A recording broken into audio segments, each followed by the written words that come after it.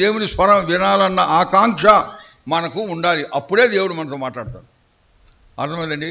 మందిరానికి రావచ్చు, పోవచ్చు, ఇంటికి వెళ్తానే కొంతమంది ఎవరైనా మందిరానికి రాకుంటే వాళ్ళు అడుగుతారు, అరే ఏం రా ఏం వాక్యం చెప్పినారంటే, అబ్బా ఏమి చెప్పినాడులే అంటారు.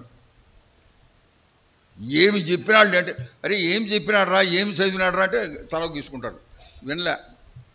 అరే ఏం చెప్పినాడు రా అంటే, అబ్బా భలే చెప్పినాడండి అంటారు. అంటే ఏంది, వాడు శబ్దం విన్నాడు కానీ స్వరం వినలే, శబ్దం విన్నాడు కానీ మెసేజ్ వినలేదు ఆయన. ఆ మాత్రం అనేక మంది ఇక్కడికి కూర్చొని ఎంతమంది ఉన్నారో దాంట్లో 65% అనుకుంటా వాళ్ళు శబ్దాలు వింటే వెళ్ళిపోతారు అంతే. వాళ్ళ మొహాలు చూస్తేనే అర్థమవుతుంది, చూసి ఎంతో అప్రిషియేట్ చేసినట్టుంటారు.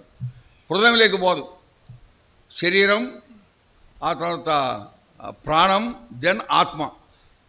అనేక సార్లు మన మెసేజ్లు ప్రాణం దగ్గర ఆగిపోతాయి. బాడీ, సోల్ అండ్ స్పిరిట్, అది డార్క్ బోర్డు ఉంటే కానీ బాగా డ్రాయింగ్ చేసి చూపించేవాడిని.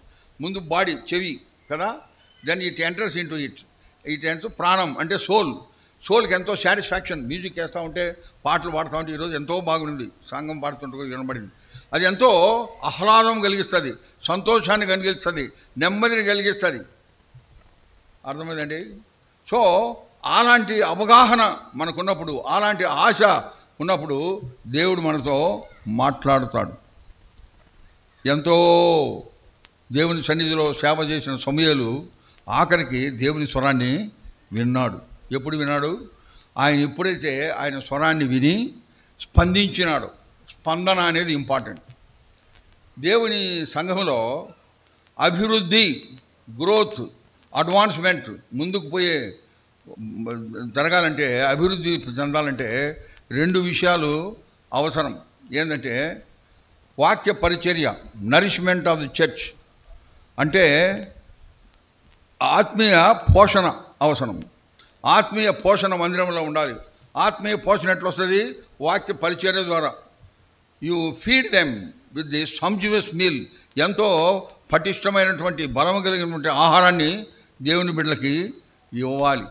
ఎప్పుడు అది దేవుని సేవకులకి, మినిస్టర్ చేసే సేవకులకి, బ్రదర్స్ కూడా ఆ యొక్క ఆశ అనేది ఉండాలి. నా బిడ్డలకి నేను ఈరోజు చెప్పాలి. ఎట్లా చెప్పాలి? దేవుని నామానికి ఘనత తెచ్చే విధంగా, సంఘములో అభివృద్ధి పొందేందుకు దోహదకారంగా ఉండేటట్లు చెప్పాలి.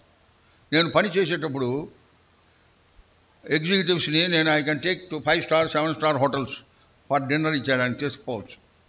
అది తీసుకెళ్ళేటప్పుడు అక్కడ 5 స్టార్ హోటల్స్లో ఏముంటాయి, రొయ్యలు ఉంటాయి, మనం మినపొడలు అంతలా ఉంటాయి, మినపొడలు వడలు మాదిరి ఉంటాయి అన్నమాట.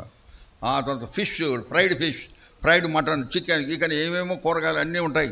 అవన్నీ తింటున్నప్పుడు నాకు ఎప్పుడు మా పిల్లలకి జ్ఞాపకం వచ్చేవాళ్ళు, అరే నీ ఇదంతా తింటున్నానే, పిల్లలకి ఎప్పుడు పెట్టాలి, ఈ మాదిరి నేను పెట్టాలి వాళ్ళకి అని చెప్పి అవన్నీ చూసి, అది కూర చూస్తేనే ఆ రెసిపీ నాకు అర్థమైపోతుంది.